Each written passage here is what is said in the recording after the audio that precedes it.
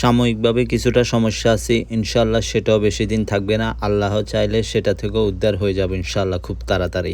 আসসালামু আলাইকুম। আমি জানি না এই গাড়ি এবং তার ৪টা চাকায় আমার সাথে কি শুরু করছে। আসলে করারই কারণ আছে, দোষটা আমার।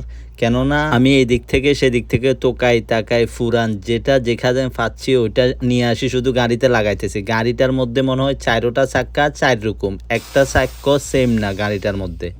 তো এইভাবে গাড়িরও তো একটা মান সম্মান আছে, এভাবে আর গাড়ি বা কত সহ্য করবে, তাই হয়তো ও আমার সাথে এরকম খেলা করতেছে। যাই হোক, সমস্যা না, ও দেখি কত খেলা করতে পারে আর আমিও ওর সাথে কত খেলতে পারি। এখন যে চাকাটা লাগাইছি এটাও আমাকে একজনে হাদিয়া দিছে ২ দিন আগে, বলতেছে আমার কাছে একটা চাকা আছে, এটা নিয়ে যাও, তুমি লাগাই ফেলো। একদম খুশিতে লাফাইতে লাফাইতে চাক্কা লাগাই ফেলছি। চাক্কা দেখতেও একদম সুন্দর লাগতেছে, নতুন নতুন বাবা। আমি বলতেছি হয়েছে, কাজ হয়ে যাবে, ৬ মাস চলে যাবে। বাট লাগানোর পরে আমার মনে কেমন একটা সন্দেহ লাগতেছে। ওকে বললাম যে আচ্ছা একটা কাজ করে, লাগানোর আগে পানি দিয়ে একটু চেক করে দেখো। চেক করে দেখেই যে কোয়াল সেই মাথা। এটা তো খুব বড়সড় একটা লিক পাওয়া গেছিল। যাই হোক, ওটা সারাই রাত্রে আর চাকাটা লাগাই নাই, দিনের বেলায় লাগাইতে আসছি, তাও গরমে বলতে কি বলবো, কি পরিমাণ যে গরম পড়তেছে সৌদি আরবে। মন থেকে কেমন জানি সন্দেহটা দূর হচ্ছিল না। তারপরে আমি কি করলাম, গাড়ির উপর থেকে চাকাটা আবার নিচের দিকে ফালাই দেখতেছি চাকা লাফাচ্ছে কিনা, নাকি রাতে রাতে আবার এটার বাতাস চলে গেছে। না, দেখলাম যে এটা আলহামদুলিল্লাহ মোটামুটি ঠিকই আছে। এখন আমাকে যুদ্ধ করতে হবে গাড়ির সাথে, গাড়িটা উপরে উঠাইতে হবে, কারণ চাক্কা বসা অবস্থায় তো গাড়ির নিচে ছিল, বাট এখন চাক্কায় হাওয়া যখন, গাড়িটা উপরে তোলাই লাগবে। আর এই গরমের মধ্যে ম্যানুয়ালি গাড়ি তোলা খুবই টাফ ব্যাপার। কিছুই করার নাই, গরম হোক আর ঠান্ডা হোক, আমি যখন ড্রাইভারের লাইফটাই এরকম, গাড়ি নিয়ে চাকা নিয়ে এসব কিছু নিয়েই থাকতে হয় সব সময়। এইসব পরিস্থিতির জন্য সবসময় নিজেকে প্রস্তুত রাখা লাগে, বিশেষ করে গাড়ির লাইনের ক্ষেত্রে। কখন কোন সময় কোন বিপদটা যে চলে আসে সেটা আল্লাহ ছাড়া একমাত্র কেউ জানে না।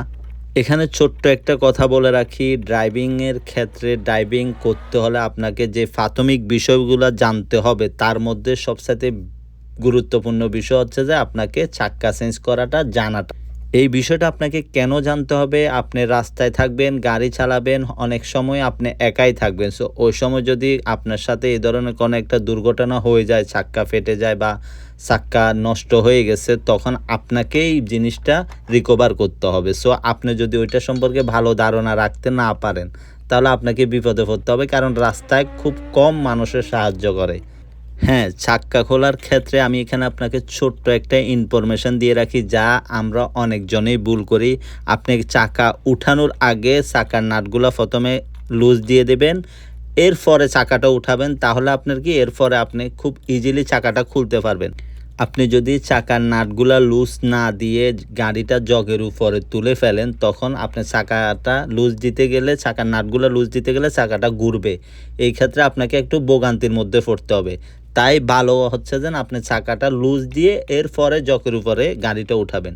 ঠিক লাগানোর ক্ষেত্রেও সেম অবস্থা, আপনি লাগানোর পরে মোটামুটি টাইট দিয়ে জক থেকে আস্তে আস্তে নামাবেন এবং আস্তে আস্তে টাইট দিয়ে এরপরে গিয়ে আপনি জগটা পুরোপুরি খুলে ফেলবেন। এতে আপনার জন্য খুব উপকার হবে বিষয়টা।